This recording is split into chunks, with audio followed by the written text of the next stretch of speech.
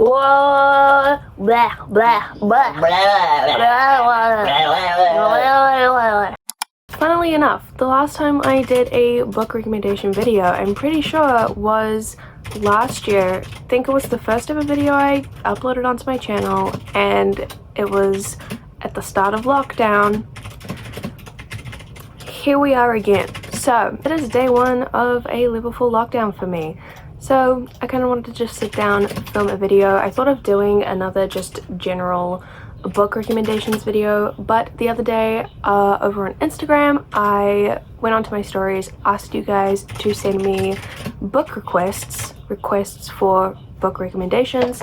So we're gonna do a book rec video, except it's gonna be fun and a bit specific and personalized for you guys, anyone who asked for some book recs. I love these kind of book recommendation videos. I think they're super fun. I probably will do this again sometime in the future, so if you want to, you know, get a book recommendation from me, go follow me on Instagram, so next time you can send in a request. Didn't get too many requests this time, which is honestly kind of good, so hopefully this video won't be too long. Let's just kind of jump right into it. So the first request I got was to recommend something with political intrigue, and I feel the only kind of books that I read with a political aspect to them are fantasy books, so really want to recommend the Poppy War trilogy by R.F. Kuang. The first book is The Poppy War, second book is The Dragon Republic, and I don't own the third book yet, but that is The Burning God.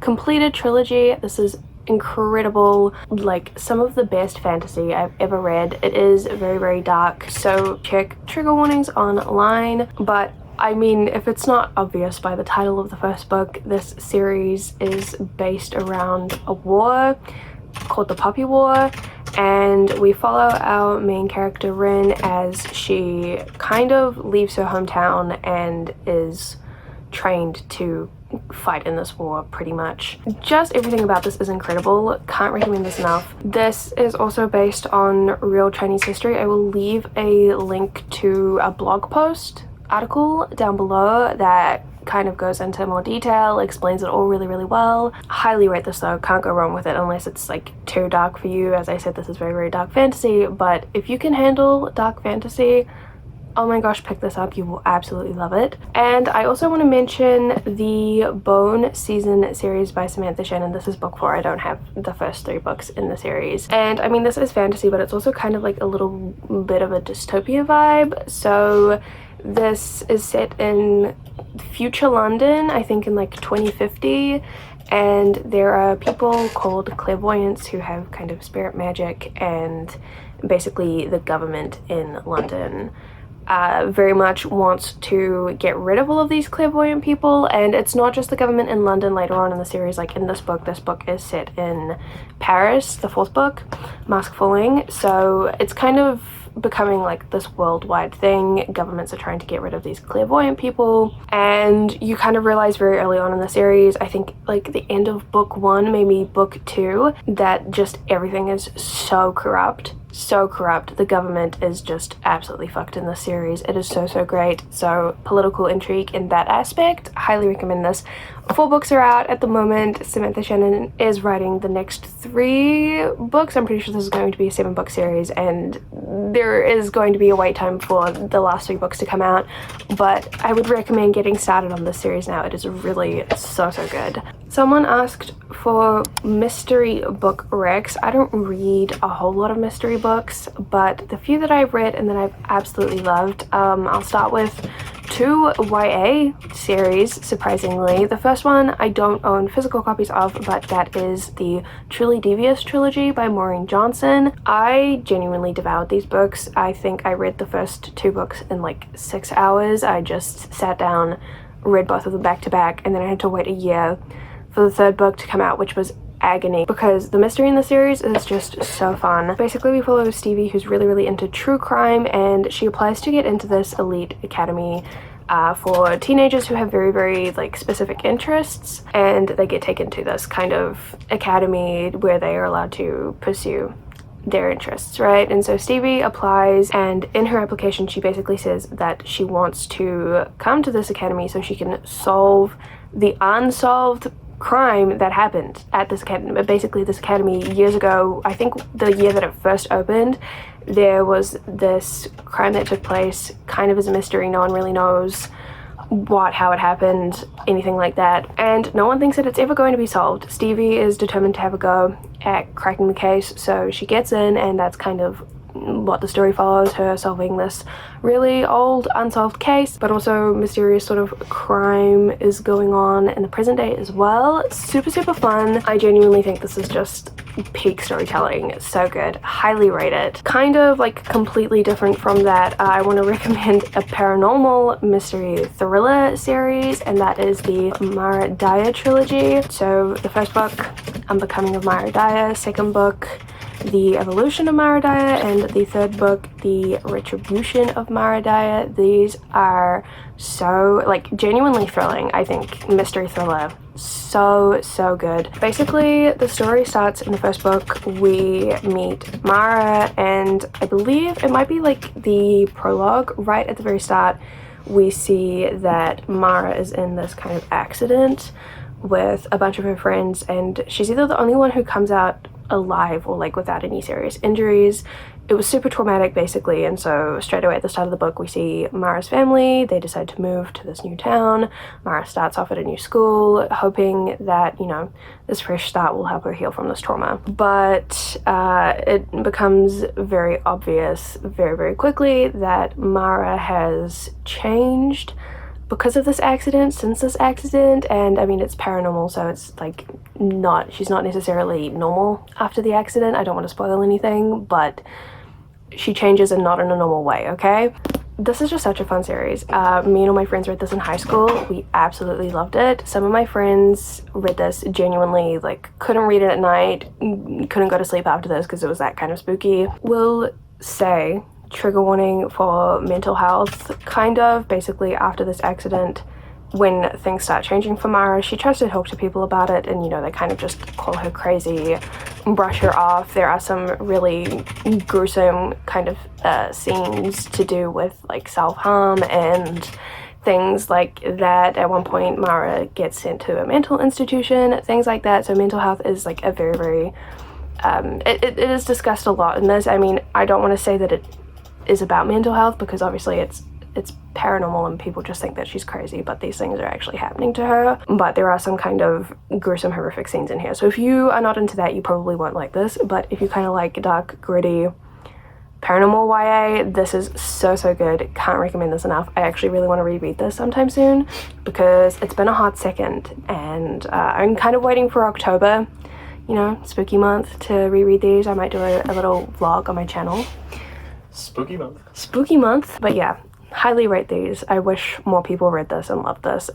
It's just so fun. And then I have one adult kind of mystery thriller that I want to recommend. It's actually by Colleen Hoover, who is super popular, and this book, Verity, it was was the winner, not the winner, maybe like the second place runner-up in the Goodreads Choice Awards for 2019 when this came out. But it won in like the romance category. This is not a romance. It's a romance like mystery thriller. Basically, this is about Verity, who's this famous author, and she gets into an accident and she's still alive, but she basically can't do anything. She's bedridden. I think she's kind of meant to be in like this comatose sort of state. And so her husband is trying to look for a ghostwriter to finish off the series that Verity was halfway through writing. Obviously it's already been sold to the publishers. They need the next books in the installment to be like finished. So the husband goes out, he's trying to find a ghostwriter, and that's where our main character comes in. We follow the ghostwriter who was hired to finish the series, and they go and live in Verity's house with the husband, with Verity and their child, their son. And I mean, she goes to live at Verity's house, so she has access to Verity's writing office and obviously like all the notes and the documents about the series, so she can finish it. And I don't want to say too much, and I don't want to give anything away because I went into this knowing nothing, and it was so great. But basically, once she gets to the house, it is obvious that there is something going on that's not quite right. And I think this was so fun because while I was reading this, I genuinely could visualize everything that was going on. It didn't feel like I was reading a book. It felt like I was watching like a thriller movie. So fun. Colleen Hoover's writing so incredible, so atmospheric. Really, really love this if you haven't picked it up. I mean, I feel bad recommending kind of mystery books, as I said, because I don't really read a lot of them. So if you read a lot of mystery books and you pick this up, it might not be that great because maybe it's like super predictable and nothing like new and really cliche, but I thought this was really, really great. The next request is kind of like the complete opposite of that. Someone asked for book recs that are set in a small town, but specifically no mystery or thrillers. And the only books I can really think to recommend are romances. So I want to recommend the Ravenswood series by Talia Herbert. I haven't read all of these books, but I have read 2 of them, and this is set in a small town. The 2 books that I've read follow 2 sisters, and one of them is kind of like this, I want to say a recluse, and everyone in this really small town kind of judges her and doesn't really like her, and then she gets a new neighbor in her apartment building who I think potentially grew up in the town, or he's like just moved back, but he missed all the drama surrounding like what happened to her. But basically he moves in, he becomes her neighbor, they befriend each other, and then romance ensues. It's really, really sweet. And then the second book follows her sister, who is kind of this like perfectionist, and her life is kind of falling apart, and she basically gets hired to be a like live-in nanny for this really hot DILF in town. It's great, really. Like looking after his kids? Yes. Okay, thank God. So he doesn't mean like, I need you to change my diaper, darling. No. It's time. No, okay. He hires her to look after his kids. He is not the kid himself. Okay. Yeah. Like, listen, that was probably obvious to most people. I'm just like, I took that to the worst possible place. You really did. It's not like that. It's not like that. Oh, it's not? No. Damn. Shut up. Anyway. Give me more nappy novels, please. No. Diaper Diary? Shut up. No. One day in lockdown, we're absolutely losing our goddamn minds. The other romance I want to recommend is It Happened One Summer by Tessa Bailey. This is super, super sweet, super, super fun, super, super steamy. This follows Piper, who is kind of just this spoiled rich girl. And basically after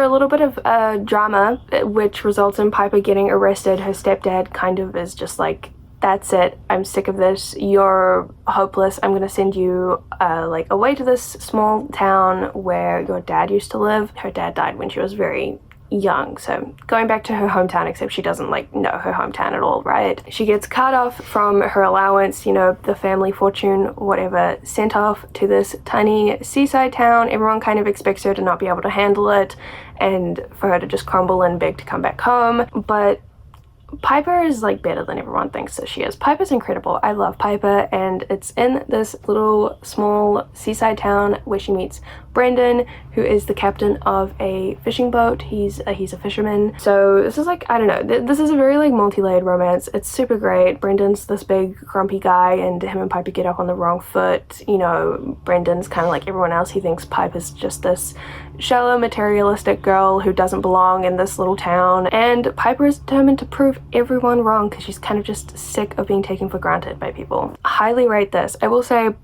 both of these recommendations are very, very steamy. If you're not into steamy romances, I think you can still read these books and just kind of skip through the steamy scenes because I think they hold up on their own.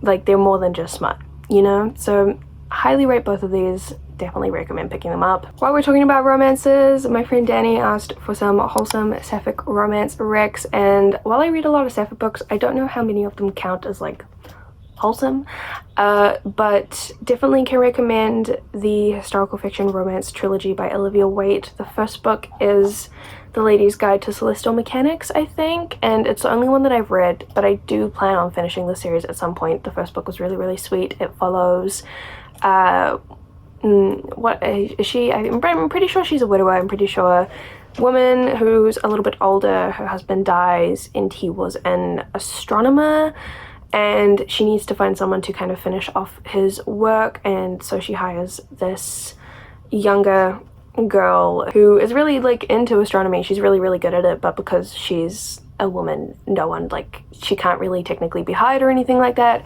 So I'm pretty sure she gets to go to this widower's house like under the pretense of being kind of like like a lady's maid or something like that. Yeah, they fall in love. It's a romance. It's really sweet. And then the second book, I don't really know that much about, to be honest. The third book recently came out, and I know lots of people are really excited for it. I think it's kind of meant to be like an enemies to lovers sort of situation.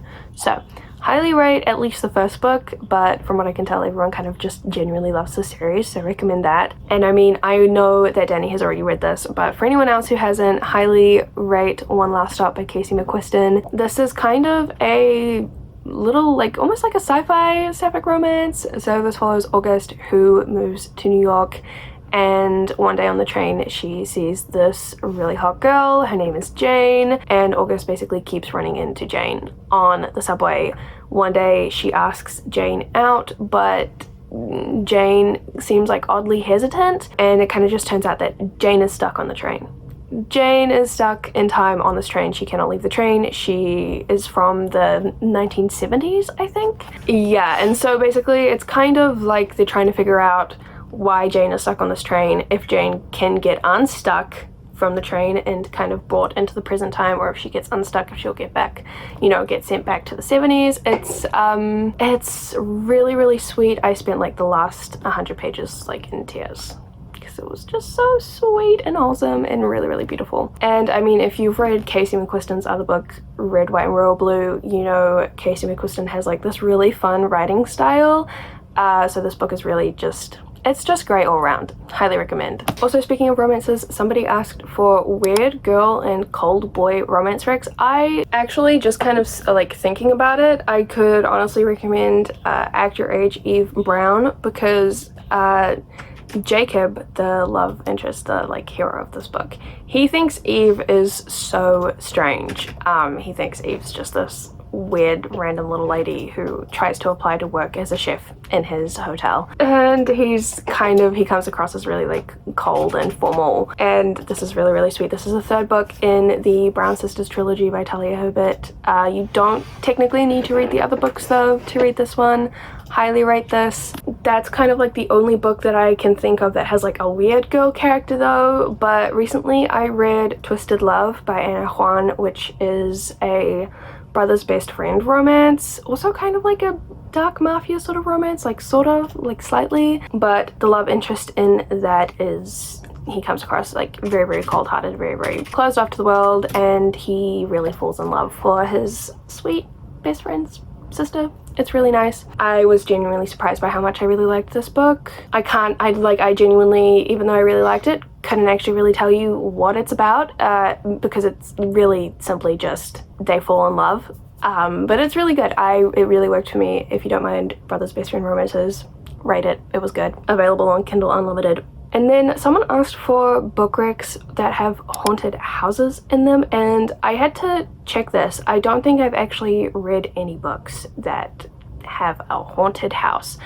but I've read books that have haunted house vibes. So immediately the one that comes to mind straight away, House of Salt and Sorrows by Erin A. Craig. This is a Dark 12 Dancing Princesses retelling. It's YA, very, very, very cool. I read this for a video last year for a reading vlog. I had so much fun reading this book, was so surprised by how great it was. I'm not like the biggest retelling fan, and I don't read a lot of YA anymore, but this was superb. Definitely spooky, and I mean, while it's primarily kind of like 12 Dancing Princesses focused, they live in this big kind of creepy seaside manor, and it definitely gives off ghost vibes. I think they might think that it's haunted, technically, so I mean it kind of counts as a recommendation, right? That's really kind of the only one that I can think of, unless you count Jane Eyre, which I totally wouldn't, but Mr. Rockish's house was whack ass. Anyway, the last request for recommendations was from my friend Ren, who asked for a book that'll get them back into reading, and this is a very difficult request because getting back into reading after not reading for a long time is really, really hard. I would totally recommend rereading a favorite or reading a short book. Personally, when I'm trying to get back into reading, I really like reading series because I feel like if it's a good series, it's a commitment that, you know, it's like you can read a book and then you know what to read next. It takes the pressure of like having to make decisions. Ren, I don't think you have read the Dark Artifices series by Cassandra Clare and the Shadowhunter series. Would recommend that because I think it's the most kind of diverse, and I think you would enjoy that. Even though it was like my least favorite of the Shadowhunter series, I think you can enjoy it. I think you would rate it. But I know fantasy is like a bit of a commitment. You know, if you've taken a break from reading, kind of hard to get back into fantasy, so I want to say if you want something that's contemporary, I would recommend picking up either Savannah Brown's books. I love Savannah Brown, so maybe this is like a biased recommendation, but The Truth About Keeping Secrets was really, really great. It does deal with like grief very heavily. The main character, Sydney, her dad dies, and so it kind of follows the aftermath of that, but also she falls in love with this girl in her high school, and there's like a little bit of a mystery aspect to it as well, which I think is really great. But Savannah Brown's writing is just chef's kiss, incredible, so stunning. And I haven't read The Things We Don't See yet, but it sounds really cool. It's kind of about the mystery, like in this town a singer disappeared, and this 17-year-old girl, Mona, is trying to figure out what happened. She's trying to crack the case, and I'm assuming that this will also be queer, but I don't know that for sure. But this one definitely is. It's kind of like short, and you know, like YA contemporaries kind of read quickly, so would rate this. Otherwise, I always find it really great to get back into reading by reading like a quick little romance. Trying to think if I've read any good ones lately. Let me just check my Goodreads. I honestly think the only romance that I've read recently that you might enjoy is Out on Good Behavior by Daya Adler. This is a queer female romance. The main character, Frankie, is pansexual, and then she really is into one of her friend's roommates, Samantha? Sammy? They call her Sam, but her friend, who is Sam's roommate, is like, hey, Sam is off limits, Sam is totally straight, and even if Sam wasn't straight, she wouldn't be interested in you. She doesn't need someone like you dating her, which sounds like a really shitty thing for a friend to say, but basically Frankie is kind of just like, she's not really into relationships, she only just has like casual flings, and Sam is like a very serious kind of, she would want a girlfriend kind of vibe. So it's like their kind of relationship. It's not like super steamy or anything like that, but it's really short. It was available on, I read it on Scribd, so if you have Scribd, could recommend picking this up. There are 2 other books in the series. This is like the 3rd book, but the first and the 2nd book are, I think, centered around straight relationships, and I also want to say straight characters. So rate this one though, would recommend. And that's it, really. Those were all the requests that you guys sent in. Thanks so much for everyone who sent in a recommendation. This was super fun. As I said though, would love to do this again. I don't only want to do recommendation videos while we're in COVID lockdown. I would love to do more videos, so we'll probably do this kind of request recommendation video again. Might do other specific recommendation videos sometimes, so keep your eyes out for that. If you have any like request video ideas that you want to see from me, let me know. But that's it for this video. Thank you guys so much for watching. I hope you guys enjoyed. I hope you guys found some books to pick up, and I will probably see you guys with another video sometime soon, seeing as I essentially have nothing better to do right now. Bye.